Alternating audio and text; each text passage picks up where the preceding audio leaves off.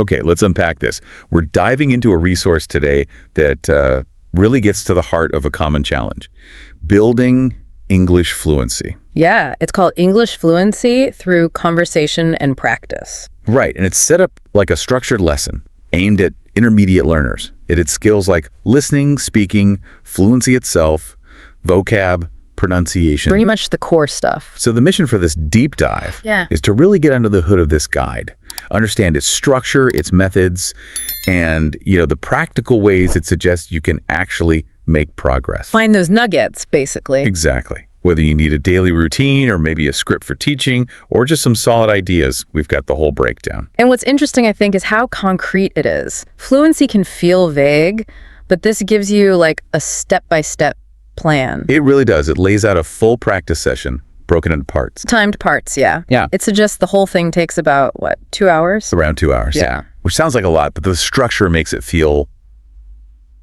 doable, manageable. Definitely. And it moves you logically, Starts simpler, builds up. That's just good skill building. Okay, so let's walk through that structure. Where does it actually begin? Right. So part 1 is the warm-up. About 15 minutes, the guide says. And the point is just start talking. Pretty much. Get comfortable speaking right away. Break that silence. How does it suggest doing that? It kicks off with a quick self-introduction. You talk about yourself for, say, 1 to 2 minutes. Name, where you're from, what you do, maybe why you're learning English. And something interesting about yourself. Exactly. Basic stuff. Starting personal makes sense. It's low pressure stuff you already know. Totally. And here's a key tip it gives. Record yourself doing it. The recording aspect. Why is that so important, do you think? Well, recording gives you that objective feedback. You actually hear your pace, your pauses, your intonation in a way you just don't when you're speaking. You notice things you wouldn't otherwise. Right. And you can do multiple takes, try to improve. It builds that metacognitive awareness, thinking about your own speaking. That's powerful. What else is in this warm-up? There are also 3 quick warm-up questions. You answer them aloud, full sentences. Like what kind of questions? Oh, things like, what made you happy today? Or what would your perfect breakfast be? Maybe if you had an extra hour today, how would you use it? Simple, open-ended stuff. Again, just getting the wheels turning. Yeah, activating your spoken English without much stress.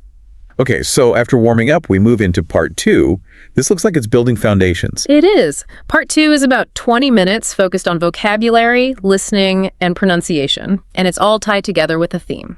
What's the theme in this example? Time, energy, and daily life. Very relatable. And it gives you specific words for that theme? Yep. Practical words you'd actually use, like burnout, productivity, multitasking, mindful, overwhelmed. Okay, useful stuff. How do you practice them? So it provides practice sentences, but you don't just read them. You repeat each one slowly first, really focusing on the sounds, and then you say it again more naturally. Like, I feel overwhelmed when I have too much on my schedule. Exactly that kind of sentence. Or practicing mindfulness helps me manage stress. And there's something about repetition. Yeah, it says say each line 3 times, and importantly, focus on the intonation and emotion. So not just robotic repetition. No. Language has feeling, right? You need to practice conveying that surprise or stress or relief. It makes the words stick and makes your speaking more natural. Bringing the words to life.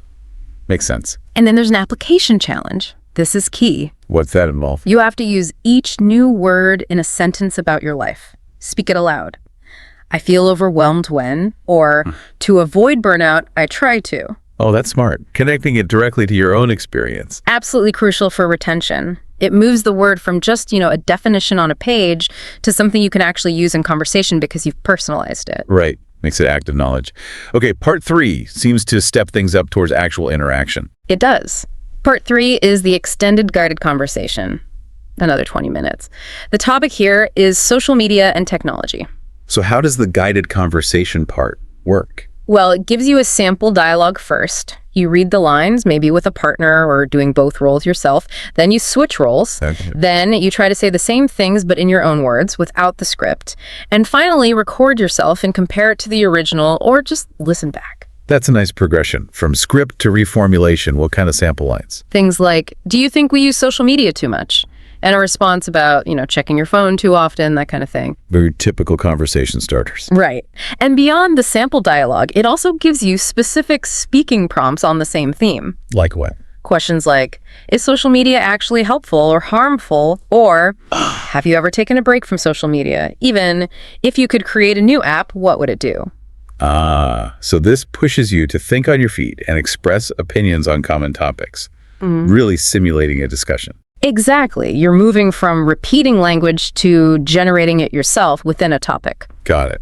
Then part 4 shifts gears a bit to listening and comprehension. Correct. 15 minutes for this part, centered around a mini story. Okay, like a short narrative. Yeah, the example given is The Forgotten Wallet. It's about a guy named Daniel going out for a fancy dinner. Uh-oh, I sense trouble. You guessed it. Yeah. He realizes, probably at the worst moment, that he left his wallet at home. Oh, that sinking feeling. Relatable. Yeah. So you listen to the story, then what? Then you answer specific comprehension questions aloud. Some are factual, like, where was Daniel going? Or why did he panic? Checky, you got the basics. Right. But then it asks more personal, analytical questions too, like, how would you feel in that situation? Or what would you do if your friend forgot their wallet? Okay.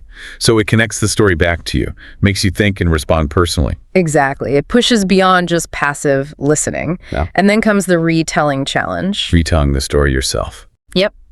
In your own words. The guide specifies using the past tense naturally and trying to include time transition words. Like first, then suddenly. Precisely. That forces you to structure the narrative and use those connecting words correctly.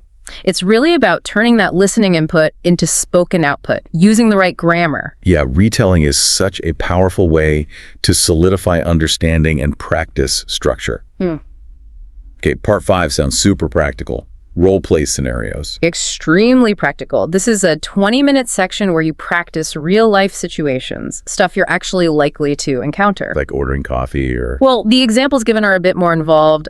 At the doctor's office, planning a trip with a friend, and calling tech support. Okay, those are definitely situations where you need specific language and confidence. For sure. And the guide helps by suggesting relevant vocabulary for each scenario. Oh, that's helpful. Like what? So for the doctor's office, it might suggest words like appointment, symptoms, prescription, recovery, maybe urgent. Right. For tech support, you get troubleshoot, reset, error message, settings, unplug, words you'd actually need. That makes the role play much more targeted. And how do you practice these? You're told to speak both roles in the conversation. Switch back and forth. So you anticipate the whole interaction. Right. And then, importantly, it says to re-record it, but change some details. Maybe a different problem, a different destination for the trip. So you're not just memorizing lines, you're adapting. That's really smart for building flexibility. Exactly. It prepares you for the fact that real conversations don't follow scripts perfectly. Okay, moving on. Part 6 is picture description and speaking. Sounds creative. It is. It's a 10-minute activity. You imagine or actually look at a photo, maybe a busy street, a family dinner, a beach scene. And you just describe it. Yeah, describe everything you see, what's happening, what people are wearing, maybe guess the time of day, how the people seem to feel. How long do you speak for? The goal is to speak continuously for about 2 minutes. 2 minutes straight description. Yeah. That requires keeping the flow going. It does. And the guide stresses using descriptive language, lots of adjectives. It's great practice for building that visual vocabulary and structuring spontaneous speech when you don't have questions guiding you. Just talking about what's in front of you or in your mind's eye. Okay. Part 7 seems like another step up in complexity. Discussion and debate. Definitely ups the ante. This is 15 minutes where you choose a topic and argue your point of view for 3 to 5 minutes, giving reasons and examples. Okay, so not just opinions, but supported arguments. What kind of topics? Things that spark debate, like, should school uniforms be required? Is online learning as effective as classroom learning? Should companies adopt a 4-day work week? Or the classic, can money buy happiness? Meaty topics.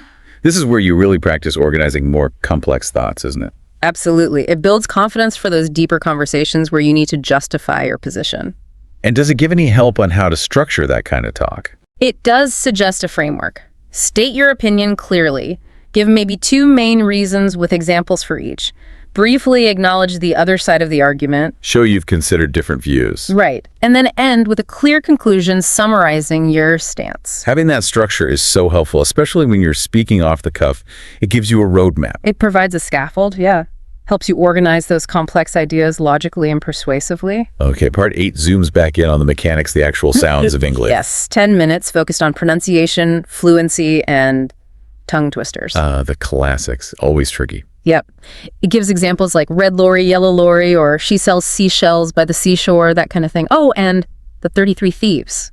You know that one. I do. How do you practice them? The method is repeat slowly, then at a natural pace, then try to go fast. Slowly for accuracy, naturally for rhythm, fast for agility. Makes sense. And it's not just tongue twisters, there's also intonation practice. How does that work? You take simple phrases and practice saying them with different emotions, like say, I can't believe it, sounding genuinely surprised. Oh, I see. Or, what were you thinking? Sounding annoyed.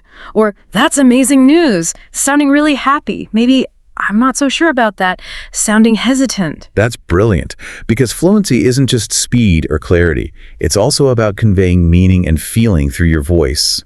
This targets that directly. Precisely. It highlights that intonation is a key part of effective, natural communication. Okay, almost there. Part 9 seems to bring it all together with personal storytelling. It does. This is a 10-minute activity where you tell a short story, maybe 2 or 3 minutes long, from your own life. What kind of story prompts does it suggest? Things like tell about a mistake you learned from, or a moment you felt really proud, maybe a funny or awkward situation you were in, or a time you helped someone out. So this is really where you get to use all the skills, vocab, grammar, structure, maybe some of that emotional intonation to share something personal. Exactly. It's about self-expression using the language tools you've been practicing. The guide gives you goals too. Set the scene well, use transition words, include your feelings, and use past tenses correctly. Provides focus, but the content is yours. Nice. It's moving from guided exercises to more open, creative language use. And finally, part 10, winding down. The cool down and reflection. Just 10 minutes. The idea is simple. Take a breath, maybe stretch, and then answer some reflection questions aloud. Why is that reflection piece important at the end? Oh, it's super important for consolidating the learning. You consciously think about what went well, what was tough, what you actually enjoyed. So you process the session. Right. It helps you notice your progress, even small steps, and set a clear goal for next time. Makes the practice more intentional, less like just going through motions. What kind of reflection questions? Pretty straightforward ones. What part was easiest for you today? What was the most difficult? What did you enjoy the most? What's one new thing you learned? And, crucially, what's your goal for your next practice session? Good prompts for self-assessment and planning ahead. Closes the loop. Exactly. It makes it a learning cycle. So looking back at this whole guide, wow, it really is a comprehensive, structured approach. Moving from warm-ups through vocab, guided talk, listening, real-life role plays, description, debate, pronunciation drills, personal stories, and ending with reflection. All designed to fit into about 2 hours, hitting fluency, listening, role play, vocabulary, pronunciation, and self-expression. It's very thorough. It covers a lot of ground methodically. It exercises a whole range of language muscles in one go. So what does all this mean for you listening? Well, this guide offers a really solid, almost like a blueprint for tackling English fluency. It breaks it down into manageable, specific activities. And it's definitely not just about learning words passively, it's all about using them. Right, using them in conversation, telling your stories, arguing ideas, even just reflecting on how you did. It gives you a clear path, whether you have that full 2-hour block, or maybe you just want to pick and choose some structured activities. It's very actionable. It really is. And it makes you wonder, doesn't it? If this kind of structured focused practice, hitting everything from basic intros to tricky debates, works so well for something as complex as language fluency. What other big, maybe intimidating skills could you learn more effectively by breaking them down like this? Into specific parts you can practice deliberately. Something to definitely think about. How you might apply that structured approach to your own goals.